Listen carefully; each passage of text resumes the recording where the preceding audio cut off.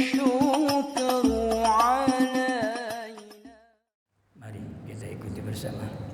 Bismillahirrahmanirrahim. Bismillahirrahmanirrahim. La ilaha illallah. Al-mawjud fi kulli zaman. La ilaha illallah. Al-ma'bud fi kulli makan. La ilaha illallah. Al-mazkur bi kulli lisan. La ilaha illallah. Al-ma'ruf bil ihsan. La ilaha illallah. Kulla yawmin huwa fi sya'an. La ilaha illallah. Al-aman, al-aman min zawadil iman wa min fitnati syaitan. Ya qadimal ihsan, kam laka alaina min ihsan, ihsanuka al-qadim. Ya Hannan, Ya Mannan, Ya Rahim, Ya Rahman, Ya Ghafur, Ya Ghaffar. Ighfir lana warhamna wa anta khairur rahimin. Wa sallallahu ala sayyidina Muhammadin wa ala alihi wa sahbihi wa sallama.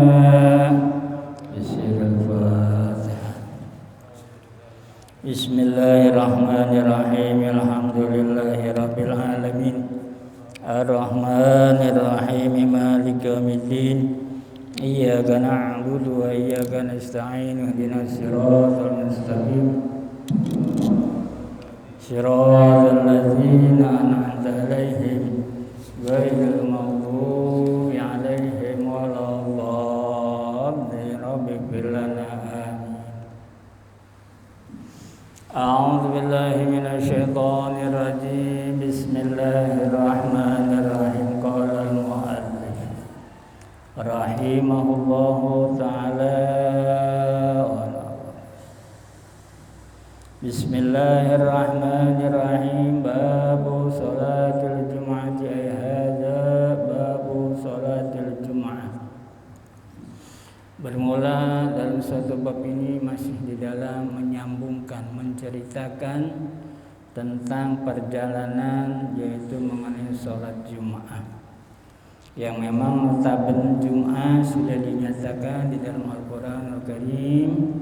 Bismillahirrahmanirrahim. Kalau Allah Ta'ala sampun ngedawuh Allah Ta'ala, sapa Allah Ta'ala, ya ayyuhalladzina amanu idza nudiya lis-salati min yaumil jum'ati fas'au ila dzikrillahi wa dzarul bai'a dzalikum khairul lakum in kuntum ta'lamun.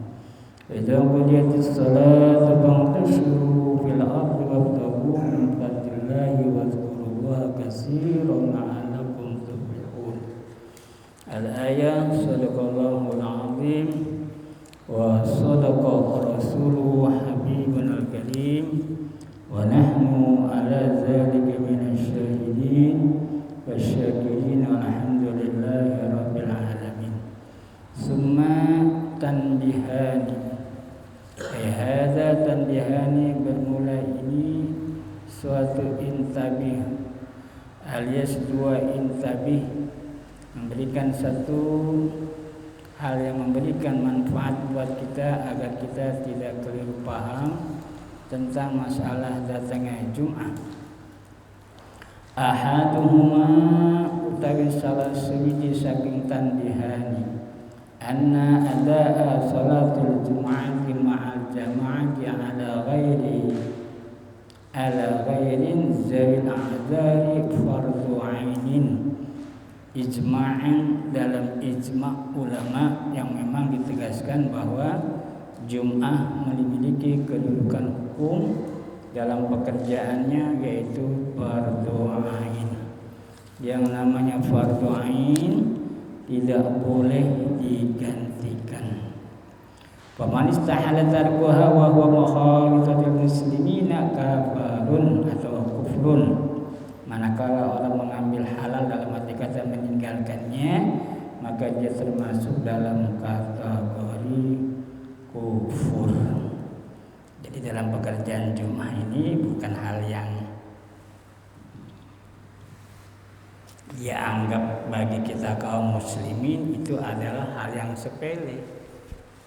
Kita kembali menegaskan karena ini adalah pemungkas di dalam menyempurnakan pengertian tentang sholat Jumat, karena pada pertemuan di malam Selasa ke depan kita sudah ngegeser, yaitu tentang perkara bab yang memang babnya itu adalah babu iyadatul marid, untuk ngegeser mengenai tentang perihal menjenguk orang sakit, seperti apa dan bagaimana kaifiat kita untuk menjenguk orang sakit, baik di lingkungan kerabat keluarga, andai tolan atau kenalan dekat, kenalan jauh maupun yang sebagainya, dan itu memiliki etika yang tersendiri atau memiliki satu petunjuk yang tidak bisa digambarkan sebagai hal yang biasa. Ikhwan jamaah rahimakumullah, di dalam menegakkan sholat Jum'ah kita satu sama lain mengingatkan ada Jum'ah, ada yaum. Yaum mengikuti Jum'ah, bukan Jum'ah yang mengikuti yaum. Kemudian di dalam menegakkan sholat Jum'ah itu Jum'ah masuk dalam kategori memasuki di waktu zuhur. Maka manakala Jum'ah tidak atau di luar qaedah waktu zuhur, maka dia bukan merupakan terkategori sholat Jum'ah. Jadi mahalu qiyamil Jum'ati ada di waktu zuhur. Dan kita pastinya mendengar azan 2 kali itu. Azan yang pertama Allahu Akbar, Allahu Akbar. Azan pertama sama azan kedua itu pastinya sama. Kenapa ada 2 azan? Pertama azan yang dikumandangkan lidukhulil waqt, karena masuknya waktu arena yang ada di waktu zuhur. Azan pertama masuk di arena waktu zuhur, dan ia harus istilah kata istiwa, tegak lurus sebagaimana kaidah duduknya matahari di waktu zuhur.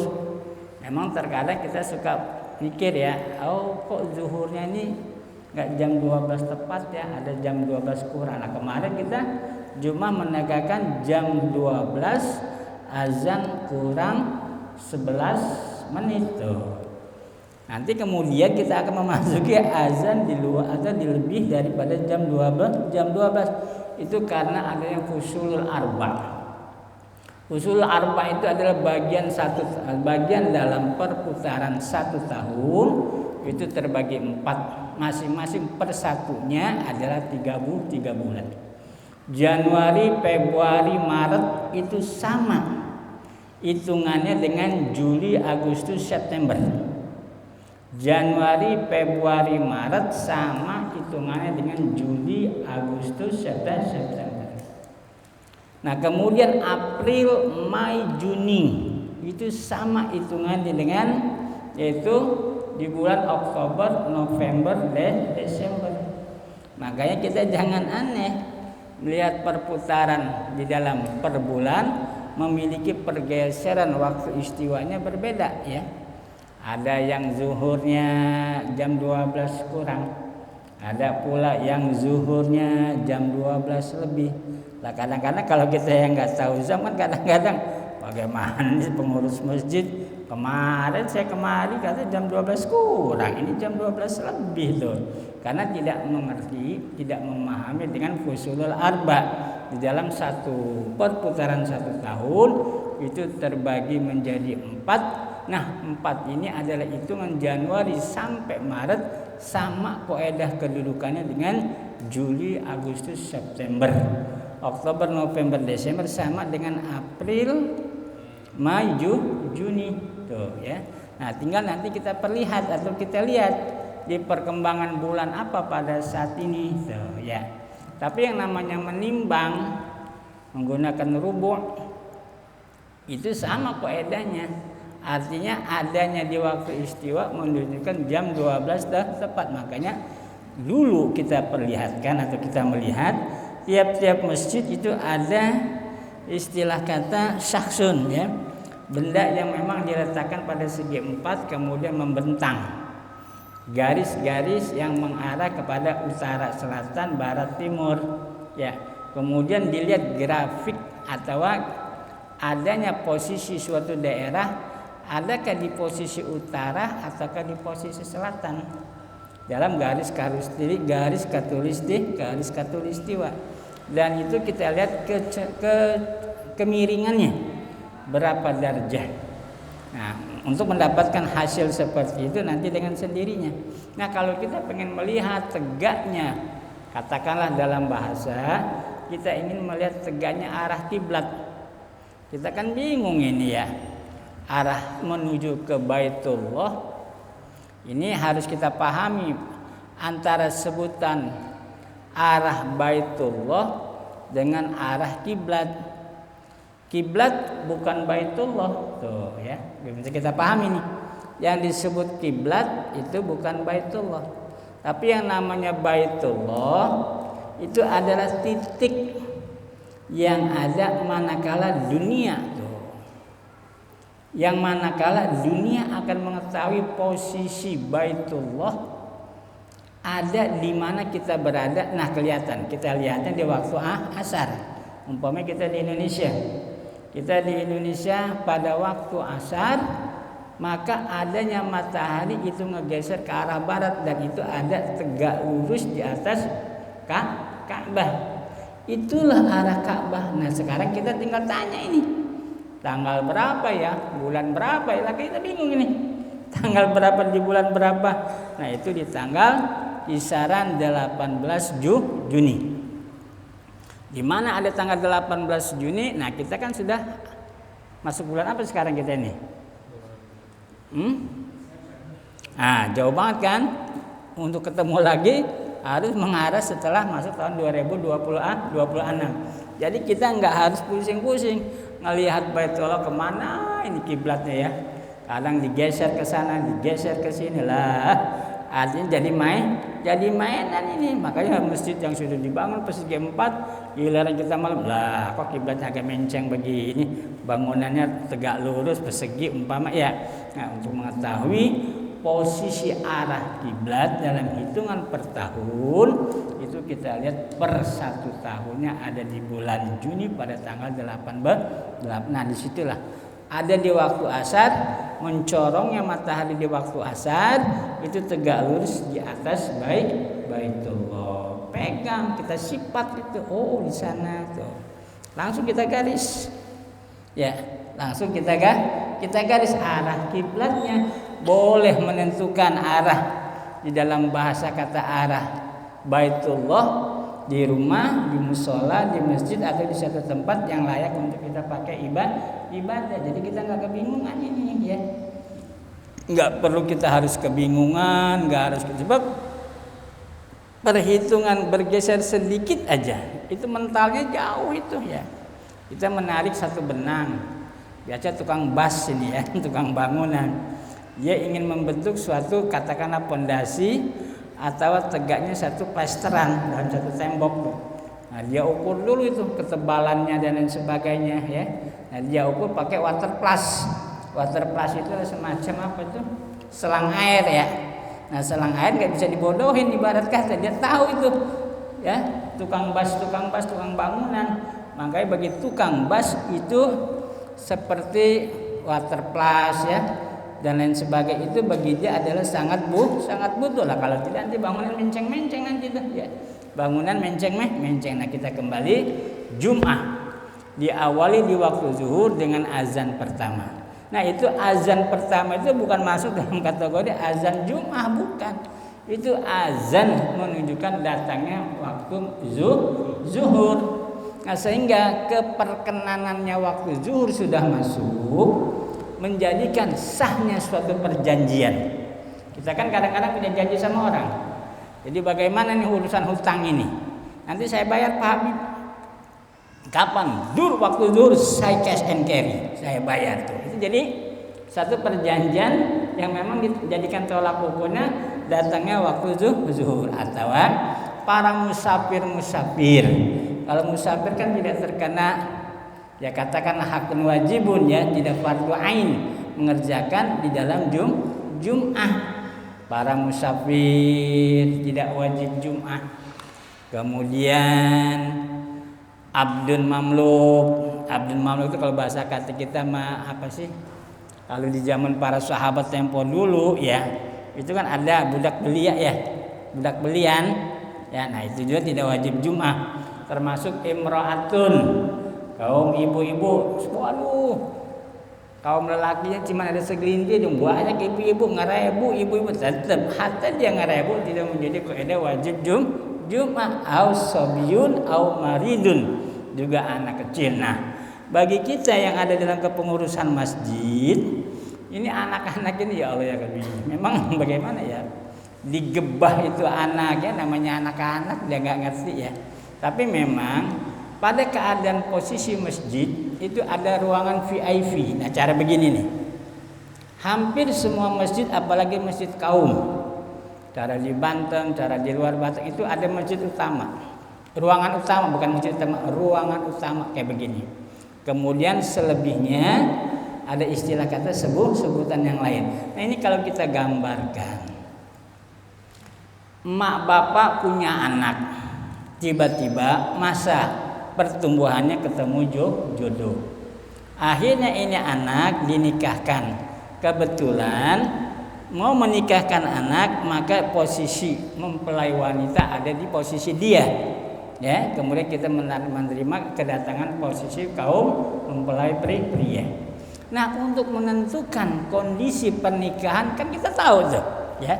Kita tahu kan dikhususkan ruangan yang VIP. Tidak boleh, bahasa kata tidak boleh ada mencelit anak kecil. Tidak ada boleh orang warawiri dan lain sebagainya. Menentukan sakralnya acara pernikahan. Ya kalau kita mengadakan acara pernikahan kan dikhususkan ya ruangannya ya. Nah, kemudian andai kata ada rombongan datang dari mempelai pria, maka itu diampihkan.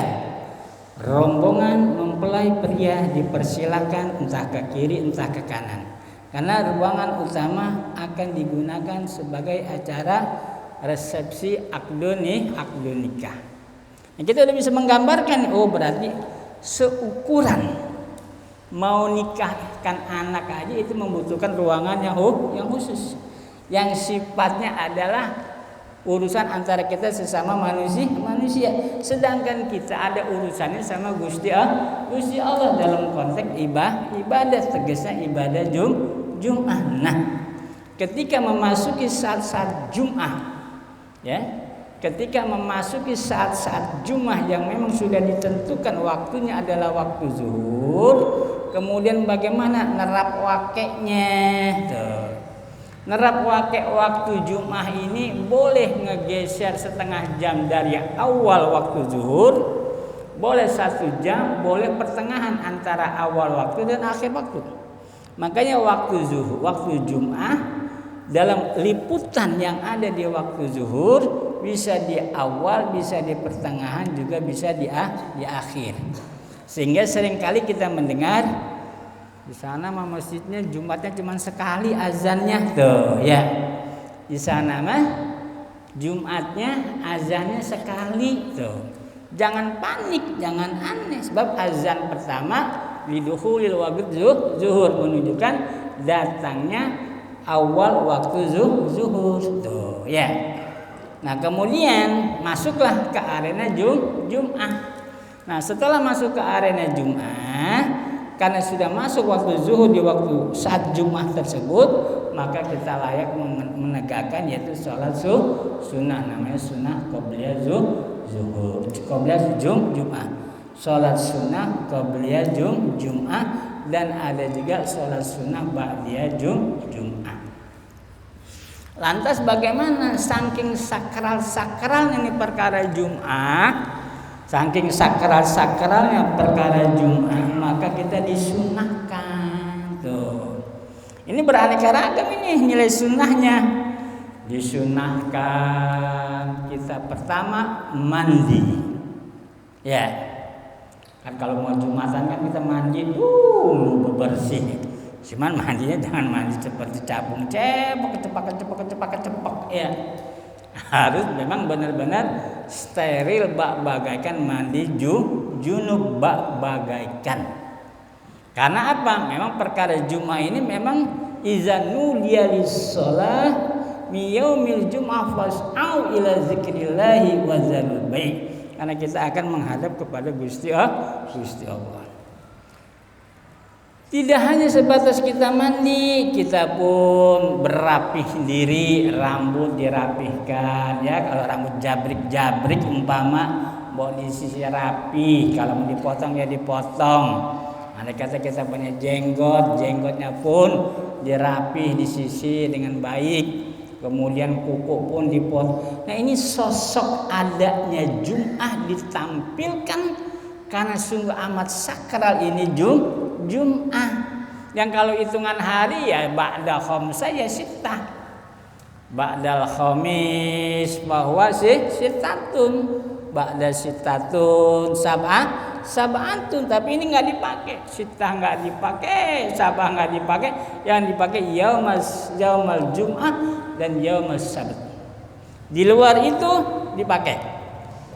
Yaumal Ahad diistilahkan dengan hari Minggu. Yaumal Isnin, yaumal Salas, yaumal Arba', yaumal Khamis, giliran yaumal Sittah digeser, dijadikan Jumat. Jum'ah ini bukan kepengen kita. Tuh. Ya. Jum'ah ini bukan kepengen kita. Kalau kepengen kita tetap habis khamsah ya 6 urusannya sittah. Tuh. Tapi memang sudah ada keputusan di dalam Al-Qur'an dinyatakan ya ayyuhalladzina amanu. Tuh, yang diseru adalah orang-orang yang beriman. Wajib menegakkan hakun wajibun atas kita kaum muslimin adalah karena kita disifati lelaki. Ar-rijalu qawwamuna 'alan nisa. Lantas bagaimana nih ibu-ibu atau yang lainnya untuk kumpul dah cara sholat Jumat? Tunggu ketika datangnya Syawal. Tunggu ketika datangnya bulan haji, yaumun nahar, yaumul fitr. Yaumun nahar, yaumul fitr, semua yang berjenis laki-laki dan semua yang berjenis perempuan, besar kecil tua muda itu digeser, digiring masuk ke arena baik dalam masjid, mushola maupun lapangan. Tapi kalau yang namanya Jum'ah itu tidak boleh. Sehingga kaidah Jum'ah di dalam menegakkan sempurnanya Jum'ah diawali dengan khutbatain. Yang namanya khutbah dalam sholat Jum'ah itu memiliki rukun. Namanya arkanul khutbatain. Mang pirang-pirang rukun khutbah 2 di dalam Jum'ah itu ada 5. Pertama tahmid, memuji kepada Allah. Kemudian kedua bersolawat. Yang ketiga wasiat. Yang keempat liqiraatil Quran walau ayatan. Yang keempat itu, yang kelima adalah doa minal muslimina wal muslimat wal mu'minina wal mu'minat. Nah, sehingga tapi memang ini udah ngeborok ya. Di dalam acara Jumat ini ya namanya barang udah ngeborok bagaimana sih? Aduh Pak Habib, kita kan udah lama banget ini. Yang namanya khatib kalau sudah naik ke atas mimbar kalau nggak berlaga nggak enak itu ya. Padahal yang dituntut cuma 5 doang. Yang dituntut cuma 5, memuji kepada Allah, bersalawat, wasiat, walau ayat yang digeratil Quran, wa du'a lil muslimin, ya kan? Selesai udah, kenapa itu dipercepat doh? Kenapa dalam urusan khutbah Jum'ah dipercepat? Kan kadang-kadang suka ada di meja tuh ya, di atas mimbar memberikan satu peringatan bahwa sang khatib diberi waktu hanya 15 menit. Maksudnya jangan sampai banyak dia ngoceh ke sana ngalir ngidul ngulon ngitan. Biasanya kalau datang perkara-perkara seperti wabah, musibah, malapetaka atau perpolitikan, ini suka pada genit ini khatib-khatib ini. Khatib-khatib sudah pada genit itu ya. Artinya keinginan khutbah Jumat berdasarkan keinginan sang khatib, padahal nggak bisa. Yang namanya ibadah kita mengikuti aturan peraturan di dalam tegaknya hukum syariat tuh ya. Habis bagaimana Pak udah ngeborok tuh. Makanya di dalam mengantisipasi, di dalam menegakkan Jumat itu ada i'adatul Jum'ati, mengulang Jumat dengan menegakkan sholat zuhur. Ya mungkin sang khatib paham ilmunya, dia bergaya dalam khutbah, selesai Jumat entah di rumah entah di mana dia sholat zuhur lagi. Boleh-boleh saja. Tapi kan jamaah yang umum ini kan gelegepan, nggak ngerti, nggak paham ya. Oleh karena urusan masalah Jumat ini pelik sekali. Sampai-sampai di dalam menegakkan khutbah Jumat itu muazin angkat bicara. Ayyuhal muslimun, anin Nabi sallallahu alaihi wasallam qala Rasulullah sallallahu alaihi wasallam an Abi Hurairah radhiyallahu anhu. Apa yang dibicarakan? Iza tahadasal khatibu 'alal mimbar, atau iza khatabal khatibu 'alal mimbar wala tatakallama. Faman tatakallama faqad lago, wa man lago fal jum'atalah. Ansitu wasma'u wa ati'u rahimakumullah. Itu menegakkan Jumat itu muadzin udah ngasih rambu-rambu. Makanya di dalam arena ruangan VIP yang begini itu harus disterilkan. Ya, bagaimana yang di belakang? Yang di belakang terserah, mau cerita, mau dongeng terserah. Yang penting dalam arena tuh, ya. Kan kita udah perhatikan.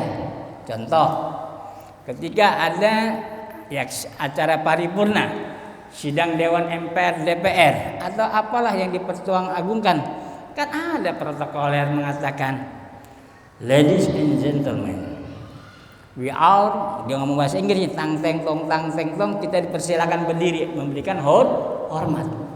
Karena apa? Di arena itu tidak bisa dipakai untuk bercakap-cakap umum. Sekelas tuh, ya. Sekelas dalam urusan umum aja, baik di pemerintahan, di kabupaten, di wali kota dan lain sebagainya, itu ada ruang VIP-nya itu.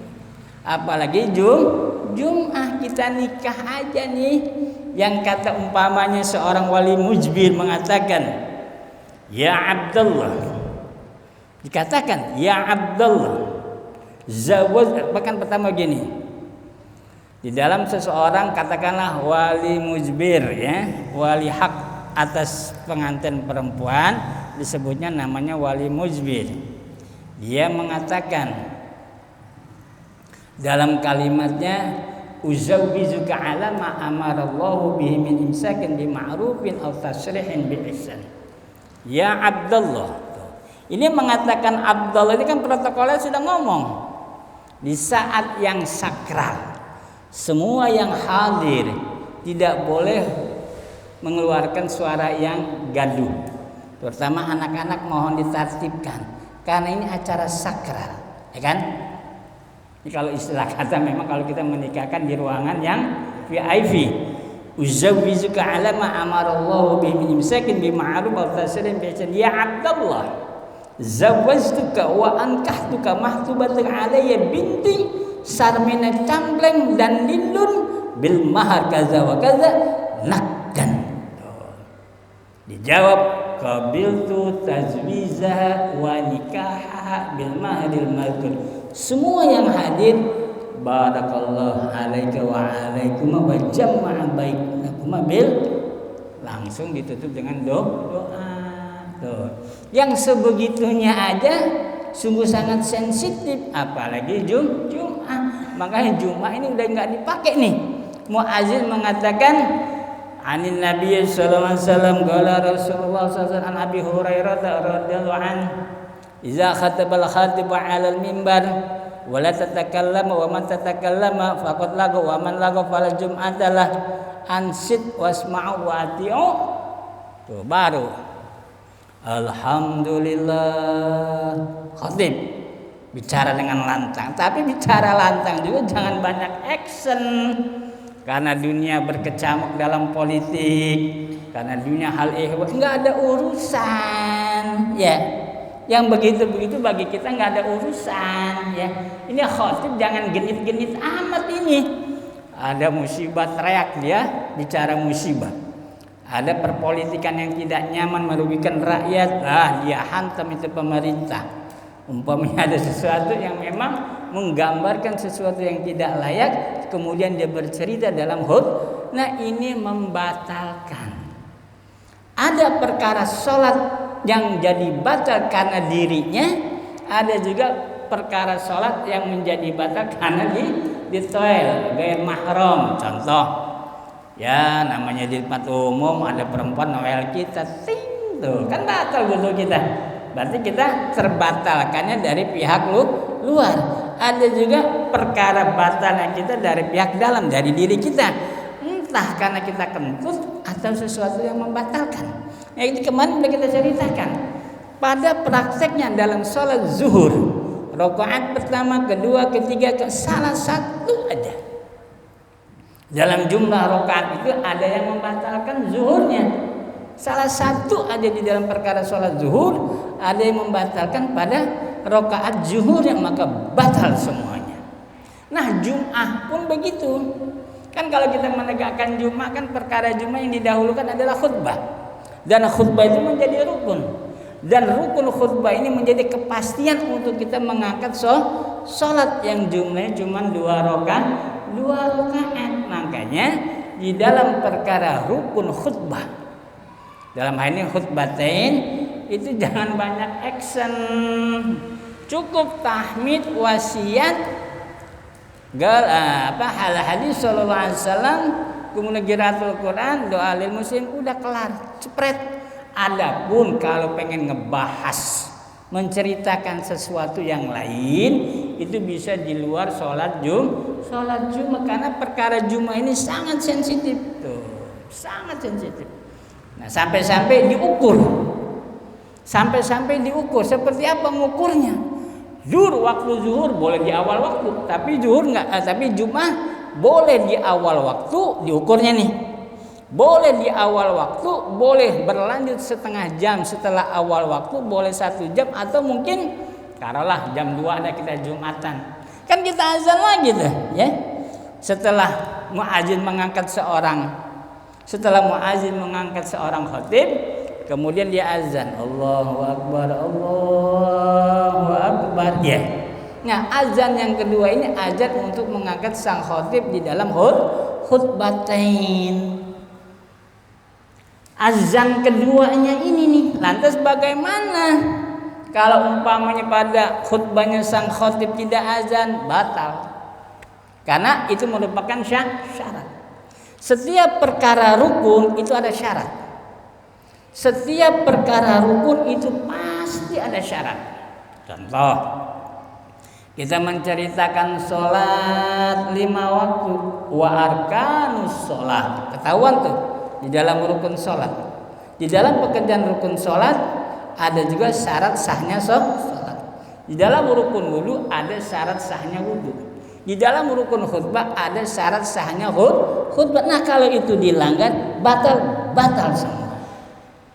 Jadi masalah urusan Jumat ini ya bukan, ya kita kan bukan di pesantren Pak Habib, kita kan orang kota, betul nggak salah. Hatta di dalam pemerintahan kita ada di katakanlah istana negara atau di ruangan kerajaan yang megah, yang mewah, tapi tetap kaidah ibadah nggak bisa ibarat kata simsalabim umpimpa alaikum gambreng, nggak bisa.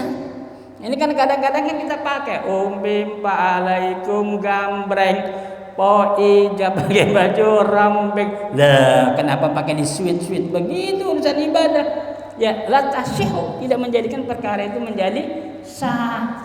Karena apa? Urusan ibadah ini pelik saudara-saudari. Contoh, ya fulan ta'al anin Nabi sallallahu alaihi wasallam yaqul, Nabi mengatakan awwalu ma yuhasabu yaumal qiyamah indallah as-shalah. Pertama kali yang bakal dihisab. Nah, ini kita membahasakan hisab ini hitung-hitungan. Ya. Lah kita membahasakan hisab itu hitung-hitung, padahal hisab itu bukan hitung-hitungan itu. Ya. Awalu ma yuhasabu, yang bakal ditanya, yang bakal diproses, yang waduh itu menggunakan kalimat hisab. Hasiba yahsibu hisaban, kata-kata hisab, padahal hisab enggak menjurus ke situ. Tuh. Lantas apa yang diucapkan oleh Nabi? Awwalu ma yuhasabu yaumal qiyamah indallahi as-shalah. Kemarin kita udah jelaskan detik-detik yang dikatakan yaumal qiyamah. Kita udah jelaskan yaum melibatkan detik, menit, jam, hari, minggu, bulan, tahun. Dor tasal, dia berputar dan dia tidak ada awal dan tidak ada akhir. Dia berputar terus. Kemudian kiamat, yang nama kiamat itu pakewu. Dalam bahasa pakewu itu mengarah kepada jisman wa ruhanian di badan kita sendiri. Karena pola di badan kita itu ada dua. Satu yang berpola di dalam bentuk, yaitu yang disebutkan pada diri kita ada yang disebut khamsatul hawasi, dan pada di diri kita juga ada makulat yang di dalam beroperasinya sesuatu itu dapat dipahami dan dimengerti adalah melalui akal. Ada mahsusat, ada makulat. Nah, mahsusat inilah sebagai isim alat. Mahsusat inilah yang disebut dengan panca indera yang 5. Sedangkan seringkali kita mendengar ada panca indera di luar yang 5, disebutnya panca indera yang ke-6. Lah kita mikir yang ke-6 yang seperti apa ya? Kita mikir yang ke-6 seperti apa? Yang ke-6 itu adalah makulat. Indera di badan kita benar ada 5, tapi disempurnakan oleh makulat, sehingga ada orang ngomong dasar jendel otaknya ditaruh di dengkul, dasar jendel otaknya ditaruh di pantat, dasar jendel otaknya ditaruh, wah macam-macam ini, mengkinayahkan seolah-olah ini orang ininya enggak berpikir, sampai dibahasakan begitu. Ya kan kadang-kadang orang kan sering ngomong, emang punya mata nggak ngelihat kemana aja itu mata kamu tuh, memang kamu nggak ngedengar kemana aja itu kuping kamu. Ya itu namanya mahsusat indera yang jumlahnya 5 sebagai isim alat. Ada indera yang ke-6 yaitu makulat, keterimanya dari semua reaksi, semua yang keterima dari reaksi khamsatul hawasi dinazar melalui makulat, melalui alam fikih. Nah, kita di dalam perjalanan ibadah memang betul anin Nabi sallallahu alaihi wasallam menyatakan awwalu ma yuhasabu yaumal qiyamah indallah as-shalah, yang bakal dihisab oleh dirimu atas apa yang diinginkan oleh Allah taala apa? As-shalah. Nah, sekarang kita muter nih kita nih. Aduh, bagaimana ya, umur saya 60 tahun. Baliknya saya 10 tahun, berarti sisa 50 tahun. Dipakai kerja berlayar, aduh kayaknya nggak nyaman saya sholat di kapal. Kayaknya ada 15 tahun. Sisa daripada 50 tahun diambil 15 tahun, 35 tahun. 35 tahun. Lalu 35 tahun saya bermain di darat, usaha begini. Waduh, timbul kata-kata fidyah. Ya, kata-kata fidyah. Apa iya ini perkara urusan akhirat ngutak-ngatik yang begitu-begitu? Apa iya urusan akhirat ngutak-ngatik urusan yang begitu? Nah sekarang kita mikir, aduh Pak Habib, emak bapak saya bukan orang berada, mereka orang susah. Sampai-sampai ngewaris di badan saya juga jadi susah. Tuh. Lantas pada praktek pekerjaan ibadah yang begini, kalau kena perkara seperti tadi, kan akhirnya protes. Wah, agama nggak hebat, agama nggak adil nih, Tuhan nggak adil kalau begini nih tuh. Kan dia teriak sendiri kalimatnya itu. Makanya urusan akhirat, dalam kutak-katik urusan akhirat yang dibawa itu adalah akidah. Jangan kita dipojokkan dalam suatu perkara dalam mengerti tentang agama, sebab bahasa kita sering ditanya oleh orang, ya fulan, adakah engkau orang beragama? Semuhun dawu leres enje, saya adalah orang beragama. Nah kata-kata agama ini kan sesuatu yang disebut itu nggak lepas dengan rukun, tidak juga lepas dengan syarat. Kalaulah agama tidak punya rukun, maka dia terkena syarat. Kalaulah agama tidak terkena rukun, maka dia terkena syarat. Lantas apa syaratnya? Kamu terlibat mengatakan bahwa saya orang beragama. Ya macam-macam. Ada yang disebut dengan istilah kata agama Islam. Ada juga yang disebut dengan istilah agama Nasrani, agama Hindu, agama Konghucu, agama Buddha, ya up to you. Boleh-boleh saja menyebut tentang bahasa agama. Tapi terhadap dirimu yang mengaku bahwa engkau adalah orang yang menisbatkan sebagai orang beragama Islam, dalam agama tidak ada rukun, tapi dia terkena syarat. Dalam agama tidak ada rukun. Ya kalau dalam Islam ada rukun namanya arkanul Islam. Dalam iman ada rukun namanya arkanul iman. Tapi ketika kita ngaku bahwa saya orang beragama, tidak ada rukun, tapi terkena syarat. Lantas ditanya, kalaulah agama itu ada suatu hal yang pengakuan engkau adalah orang beragama, tidak terkena rukun, maka apa syaratnya? Syaratnya cuma 3: lepas diri dari musyrik, lepas diri dari murtad, lepas diri daripada kufur. Lepas musyrik, murtad, kufur itu adalah syarat mutlak pengakuan panjenengan sebagai orang yang melibatkan diri sebagai orang beragama. Tandas. Ya. Tandas ini. Bagi orang yang mengaku dirinya beragama, maka bagi Islam maka terkena syarat lepas musyrik, murtad dan kufur, itulah syarat sahnya orang beragama sekalipun tidak ada rukun. Ikhwan jamaah rahimakumullah. Jadi kita kembali kepada Jumat. Sekalipun pada Jumat itu ada 2 azan. Azan pertama menunjukkan didukhulil waqt zuhur, menunjukkan masuknya qaedah waktu zuhur. Sedangkan azan kedua menunjukkan diangkatnya seorang khatib di dalam khutbah, di dalam azan yang kedua.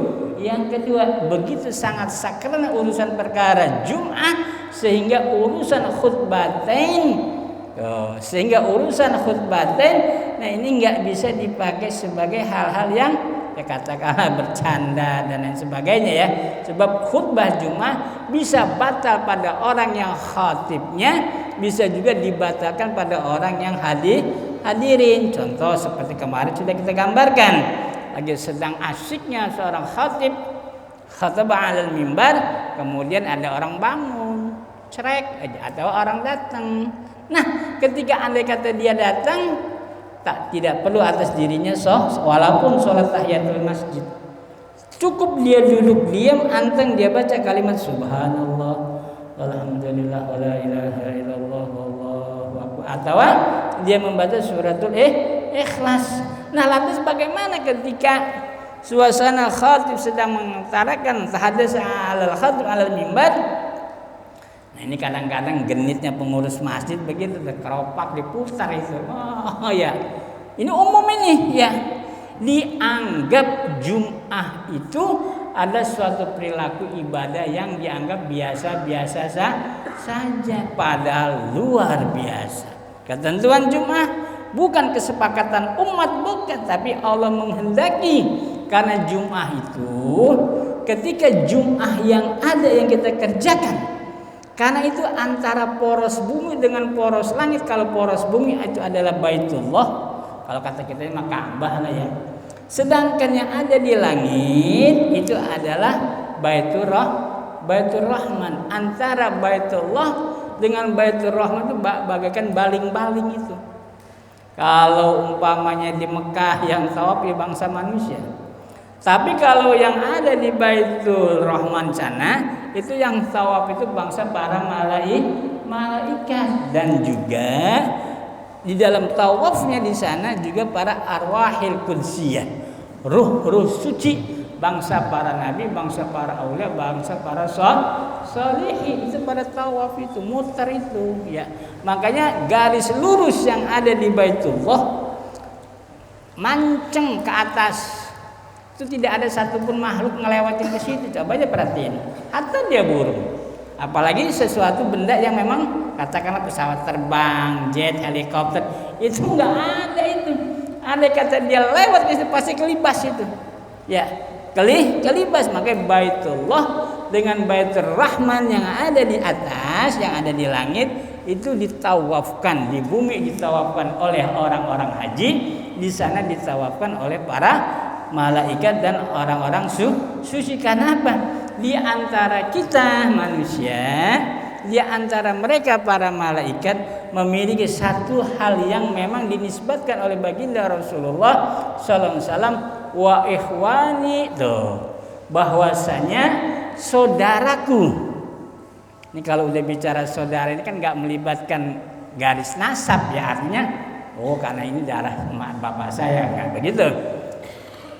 Wa ikhwani, mereka menjadi barisan di dalam saudara-saudaraku. Ada dua, hum minal malaikati wa ahli tauhid. Yang menjadi nisbat saudaranya Nabi cuma dua, bangsa malaikat dan ahli tauhid. Siapa mereka malaikat? Yang senantiasa mensucikan Allah. Subhanallah, subhanallah, subhanallah, itu selalu. Sedangkan kita mensucikan Allah dengan kalimat isbat atau nafi isbat.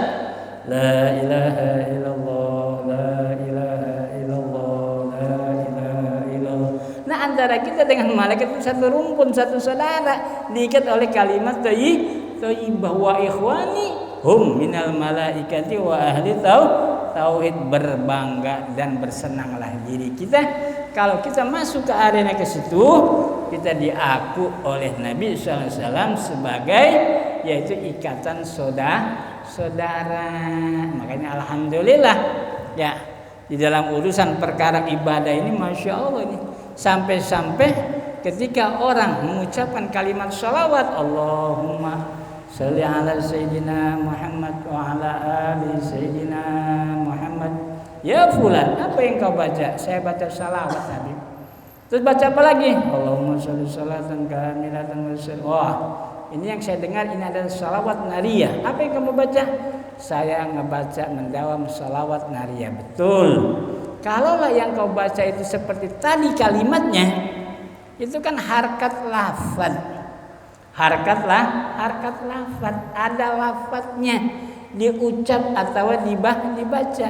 Ya fulan ta'al, kalau engkau membaca salawat, betul. Saya membaca salawat, betul. Baik yang salawat Ibrahimiyah, salawat Jibril dan lain sebagainya yang pendek-pendek, betul. Lantas setelah kamu baca di dalam harkat lafadznya, lantas ditanya mana salawatnya. Ini kan puyeng kita ini. Ya, yang kita baca, yang kamu baca itu adalah teks. Yang kamu baca itu adalah teks lafaz salawat. Mana salawatnya? Satu. Ya fulan ta'al. Jeromo puniko panjenengan lagi nopo? Aku lagi sholat. Sholat apa? Sholat zuhur. Zuhur adalah waktu. Asar adalah waktu. Maghrib, isya, subuh adalah waktu. Kau mengatakan saya sedang sholat zuhur dengan pekerjaannya, dengan diawali muftatahatun bitakbir wa muhtatamatun bitaslim bisyara'itil mahsusah, dengan ketentuan apa yang sudah disahkan oleh hukum syara. Ya fulan, adakah engkau tadi menegakkan sholat? Iya. Lantas mana sholatnya? Ini kan mumet yang begini-begini ini. Sampai diperintah oleh Nabi, alaikum bimujalasatil ulama wastima'il kalami, sampai didudukan pula oleh Nabi, thalabul ilmi faridatun, dihukumkannya sampai wajib, sampai makalah Ibnu Ruslan fi Zubat, di dalam kitab Zubat, awwal wajibin alal insani ma'rifatu ilahi bi istiqoni. Sebelum kamu melakukan praktik perwujudan ibadah kamu, maka yang lebih tandas, yang lebih awal, yang menjadi persepsi di dalam mengerjakan syariat Islam di dalam wujud nyata seperti sholat dan lain sebagainya, awal wajib alal insan, yaitu ma'rifatu ilahi bi istiqah. Ini dipegang ini tuh. Karena apa? Sebab nanti kita ke akhirat sudah tidak memakai basyariyah. Kita kembali ke akhirat nanti sudah lagi tidak memakai basyariyah. Basyariyah kita itu mengakhiri pekerjaan syariat. Sehebat apapun, dengan gerak sholatnya, dengan puasa menahan laparnya, waduh segala macam, wudu dengan menggerakkan arkanul wudunya dan lain sebagainya, tetap berakhir kalau jasadnya sudah dipendam. Itu udah nggak kenal kompromi lagi tuh. Siapapun yang mau bicara, siapapun yang mau menerangkan, silahkan saja. Namun pekerjaan syariat di dalam perkara syariah berakhir ketika jasad dipendam di dalam alam kubur. Ini harus menjadi tanbih, ini pepeling, menjadi satu hal yang harus kita pegang kuat-kuat. Lantas kemana saya nih? Tuh ya. Lantas saya kemana ini? Setelah jasad saya kenyataannya dipendam di alam kubur, disaksikan oleh halayak ramai, lantas disitulah kamu menghadap ke Gusti Allah Azza wa Jalla dengan ruh yang memang disifati hayat biruhin, yang disebut dengan hayat biruh. Ruh disifati hidup alias ruh disifati mayang. Makanya kalau ruh nggak disifati hidup, nanti surga neraka nggak ada yang ngisi, dikontrakin juga nggak laku. Ya, dikontrakin juga nggak laku, nggak ada penghuninya. Ya, nah oleh karenanya bicara tentang urusan akhirat ini pelik. Karena apa? Sama perkaranya ketika kita mau melakukan sholat. Yang pada prakteknya kan kita sholat begitu. Seperti sebentar lagi kita isya nih. Usolli fardhal isya'i arba'a raka'atin mustaqbilal qiblati adaan ma'muman lillahi ta'ala. Allahu akbar. Ya, itu udah umum. Siapapun orangnya, siapapun pembesarnya, siapapun ustadz kiainya, praktek sholat ya begitu. Apakah kamu tidak paham, tidak ngerti? Itu kan jasadnya kamu itu. Segelemakan begini kan jasad ini. Apa tidak menterlibatkan rohnya kamu itu? Kalau kamu sholat dalam bentuk begini, apakah roh kamu dalam keadaan tidak sholat? Tuh. Kan terlibat. Lantas seperti apa melibatkan roh di dalam pekerjaan sholat? Aneh bin ajaib ini. Umumnya kita sholat Allahu Akbar, Allah, kita ruku, kita i'tidal, kita sujud terus ya. Itu kan praktek basyariahnya kamu, jasadnya kamu itu. Sedangkan yang dituntut tuh di dalam pengertian syariat Islam untuk mengerti kepada Rabbul Alamin itu juga melibatkan syiar lantas bagaimana ibadahnya roh kamu ketika engkau menegakkan aqimus shalah baik di waktu zuhur, asar, maghrib, isya, subuh. Ini seperti apa? Ini PR besar yang begini-begini nih. PR besar. Sebab ya bagaimanapun ketika fi awali takbir, mengawali di dalam takbir, qasdu ta'arud ta'yin menentukan Allahu Akbar. Itu pengertian qasdu ta'arud ta'yin ini bagaimana dan di mana itu? Apa di ucapan, apa di bagaimana? Sebab di dalam pekerjaan sholat kita, nih, putaran dauriyahnya itu cuma 2. Allah Rasulullah. Allah Rasulullah. Biar kata Bismillahirrahmanirrahim. Itu kan ucapan Nabi itu. Memang ucapan siapa emang? Alhamdulillahirabbil alamin. Emang ucapan siapa itu? Itu kan ucapan Rasulullah itu.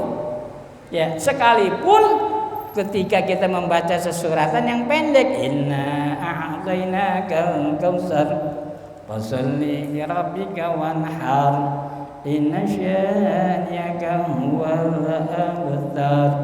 Allahu akbar. Itu kan ucapan Nabi itu. Ya. Emang ucapan siapa emang? Kan ucapan Rasulullah yang kita sendiri terlibat di dalam menegakkan sholat apapun yang disebutnya, kita mempraktekkan ucapan Nabi untuk menghadap kepada Rabbul Alamin. Jadi putarannya enggak jauh. Allah Rasulullah. Allah Rasulullah. Lantas seperti apa kamu memahami Allah Rasulullah? Dalam pekerjaan tuh yang disebut awwalu ma yuhasabu yaumal qiyamah indallah as-shalah. Seperti apa? Nah ini nih. Makanya ditanya, ya fulan ta'al, kau mengerjakan ibadah dalam wujud rupa sholat zuhur? Betul. Lantas mana sholatnya? Tuh. Mana sholatnya? Ini kan PR nyata ini, bukan PR abal-abal yang memang kita diukurnya asal-asal. Nah, sudahlah Allah yang Maha tahu. Ya sudahlah Allah yang Maha mendengar. Ya sudahlah kita serahkan kepada Allah, yang penting kita berbuat baik. Lah, kenapa kita akhirnya menjadi orang yang tabrak lari ini?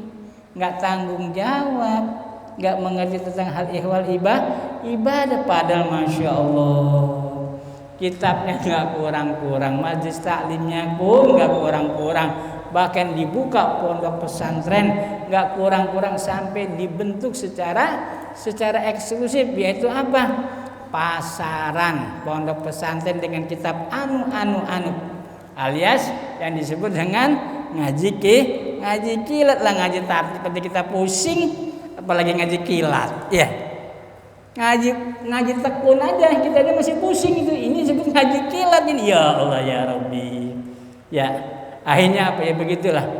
Ada peribahasa kata orang Jawa mengatakan, endok-endok ingkang korongok kukuruyuk, jago-jago ing pada menang cek. Bohong kalau agama nggak acak-acakan, pasti acak-acakan. Mana ada ceritanya telur bengkong ngerongok, yang ada ayam jago yang kokong ngerongok. Di dalam Islam, dalam agama Islam yang memang ditunjukkan ketangguhannya, kekokohannya adalah kun karrijal, jadilah kamu sebagai rijal yang memang tasdiknya bagaikan ayam jantan yang kongkorongok, bukan telur yang kongkorongok. Ada kan peribahasa kata mengatakan begitu? Endok ingkang korongok, jago ingkang pada menang, agama acak-acakan. Ya memang ini kenyataannya nih. Luar biasa ini. Karena apa? Seremonial agama dianggapnya hal yang biasa. Padahal Masya Allah, nabinya rahmatan lil alamin, diabadikan di dalam Al-Quran. Wa innaka la'ala khuluqin azim. Bahkan Nabi pun mengatakan, ini bu'istu liutammima magarimal akhlaq. Ikhwan jamaah rahimakumullah, kalau kita enggak buru-buru mengambil kemanfaatan pengetahuan ini, takutnya, khawatirnya ya dikodok dulu sama malaikat, yaitu malaikat Israel. Akhirnya apa? Kita pulang ke akhirat nggak bawa bekal, nggak bawa pengetahuan ilmu yang memang menjadikan satu jaminan atas diri kita selamat di akhirat. Kita jangan ngukur, aduh Pak Habib alhamdulillah itu yang nyolatinnya sekampung, ada kali 1000 orang yang nyolatin. Toh andai kata ada, memang ada pilihan. Bisa pilihan dia tokoh masyarakat alias tokoh agama, atau memang dia orang berduit. Kan ada kan satu seremonial orang meninggal dunia karena dia juragan, dia undang pondok pesantren dengan jumlah santrinya, pondok majelis taklim dengan jumlah santri, semua akhirnya apa? Orang tumpah ruah karena dia juragan duit. Tuh kan pada diamplopin nih orang sholatnya. Apa nggak perebut itu? Perebut itu, apalagi di daerah Banten itu, bang, sampai muter itu santri itu ada 2-3 kalinya itu. La ilaha illallah. Dianggap perihal seperti itu menguntungkan. Lantas kita berbalik, bagaimana kalau orang yang miskin, orang yang susah, tapi dia orang yang baik di lingkungannya. Kan inilah yang diomong tadi, endok ingkang kerongok, jago ingkang pada menang, agama acak-acakan.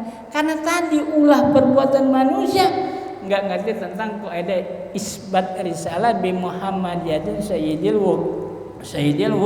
wujud. Oleh karenanya ikhwan jamaah rahimakumullah, usailah sudah di dalam babu sholatil jum'ah. Wa insyaallah ke depan kita akan membuka bab tentang babu iyadatil marid, tentang bab tentang kunjungan atau kita nengokin orang sakit. Marid itu banyak istilah. Istilah. Kenapa dia nggak ikut hadir ya? Ini kan mau tahun baru, ini bentar lagi nih pergeseran tahun. Lagi marid dia tuh, ya. Lagi marid. Padahal kata-kata marid itu kan eloknya kita sebut orang ngegeletak kurang sehat, ya. Entah karena fisiknya dalam bentuk kaki, tangan atau badannya atau kepalanya disebutnya marid. Nah, ini ada istilah. Kenapa dia nggak kumpul ya? Padahal kita udah siap-siap jauh-jauh hari ini 3 bulan sebelum Januari akhir, sebelum Desember akhir, mau menghadapi tahun baru, kita mau happy. Aduh, jangan tanya dia dah, dia mah lagi marid tuh, ya. Dia mah lagi.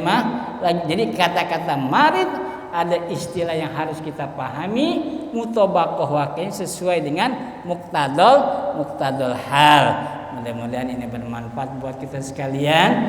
Terus kita memacu perjalanan tentang perkara keimanan dan ketakwaan, terutama berkaitan dengan urusan akidah. Karena kita ada di alam ciptaan Tuhan ini akan kembali juga kepada alam ciptaan Tuhan. Di dunia alam ciptaan Tuhan, di akhirat kelak nanti pun adalah alam ciptaan Tuhan ya. Nanti bagaimana persiapannya kita ini untuk kembali ke akhirat? Jangan uncang-uncang kaki keenakan kita, akhirnya apa? Menjadi haja min alamatil balwa, menjadi susah menderita diri kita ya. Mudah-mudahan Allah iringi taufik hidayah wal inayah dan kita selalu bersama Rasulullah sallallahu alaihi wasallam. Amin. Allahumma ya rabbal alamin. Bisiril Fatihah. أعوذ بالله من الشيطان الرجيم بسم الله الرحمن الرحيم الحمد لله رب العالمين الرحمن الرحيم مالك يوم الدين إياك نعبد وإياك نستعين اهدنا الصراط المستقيم صراط الذين أنعمت عليهم غير المغضوب عليهم ولا الضالين رب اغفر لنا آمين بسم الله الرحمن الرحيم يا ذا الجلال والإكرام اللهم صل وسلم على سيدنا وبركاتنا ومولانا محمد وعلى آله وصحبه أجمعين اللهم افتح لنا يا رب باب الفتوح والرضا ورحمة ولدنا علما نافعا واغفر لنا واختم لنا يا رب بحسن الخاتمة مع لطف العابد والعاقبة ربنا فقنا وأهلنا في الدين وارزقنا وأهلنا بفوز العارفين اللهم يا عالم السير منا لا تهتك ستر عنا وعافنا وعفوانا وكلنا حيث كنا يا الله بها يا الله بها يا الله بحسن الخاتمة يا لطيف لم يزل بنا فيما نزل إنك لطيف ولم تزل واغفر بنا والمسلمين ربنا يا كريم آتنا في الدنيا حسنة وفي الآخرة حسنة وقنا عذاب النار صلى الله على سيدنا محمد النبي الأمي وعلى آله وصحبه وسلم الحمد لله رب العالمين. السلام عليكم warahmatullahi wabarakatuh.